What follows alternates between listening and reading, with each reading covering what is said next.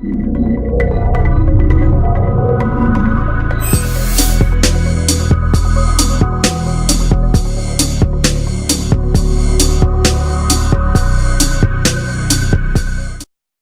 dudes, so this video is going to talk about wrist straps, a little bit about grip strength, and why I think wrist straps are overused.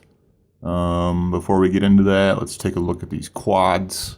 Alright, back on track here. I am doing some dumbbell stiff leg deadlifts with like the 130s, I think. So as you can see, what's going to happen is my grip is going to give out on like the 4th rep, far before my hamstrings get tired.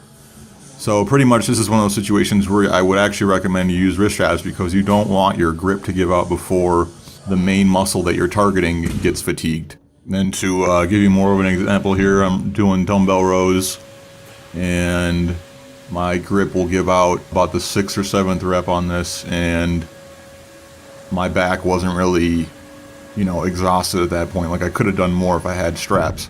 Like I said, this is another situation where if the main muscle that you're targeting doesn't give out before your grip does, you probably want to use some straps. Now there are a few exceptions to this that I'll touch on later in the video. So I mean, I'm kind of a minimalist when it comes to wrist straps, so like I really don't use them much. I mean, honestly, I hadn't even used wrist straps in like probably a year until I filmed this video, just to kind of show these examples. But I mean, here I was just doing the 120s and my grip gave out on like the 6th rep, and now I'm doing the 140s pretty comfortably. And it's because I'm using straps, because my grip isn't an issue, so I can just really focus on using my back to row the weight up. And then here I just did the 200-pound dumbbell for S's and G's because I wanted to see if I could do this. And this is probably the worst rep ever, but hey, it is what it is. It's a 200-pound dumbbell, it's kind of heavy. So I move on here to do some Pendlay rows, because this is one of my favorite back exercises. But I would say, like, on movements like this where you're resting the bar in between each rep on the ground, your grip should never be an issue. I mean, if it is, you need to work on your grip, period. Like, unless you're relying on wrist straps all the time, you should not have an issue doing an exercise where you can rest the bar. Like, and that includes deadlifts. I mean, I see guys doing like multi-rep deadlift sets, and they're not even using that much weight, and they have to use straps because their grip is so weak.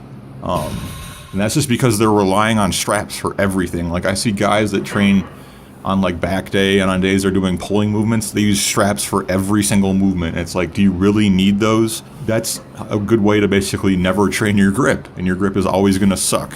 And frankly, and another reason I don't like to use straps is because in powerlifting, you can't use straps. Like, if you can't hold the weight with your own damn hands in your own grip, it doesn't count. So to me, it's like, why would I ignore that and use straps all the time when I train? Now, like I said though, there are a few situations where I don't mind using straps because it lets you overload the muscle more. And I think in those situations it's a good idea to use them.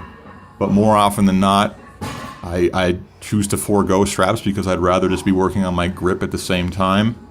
And I very rarely do grip work. Like, I very rarely train just my grip. I just consider my omission of using straps grip training every time I do a pulling workout.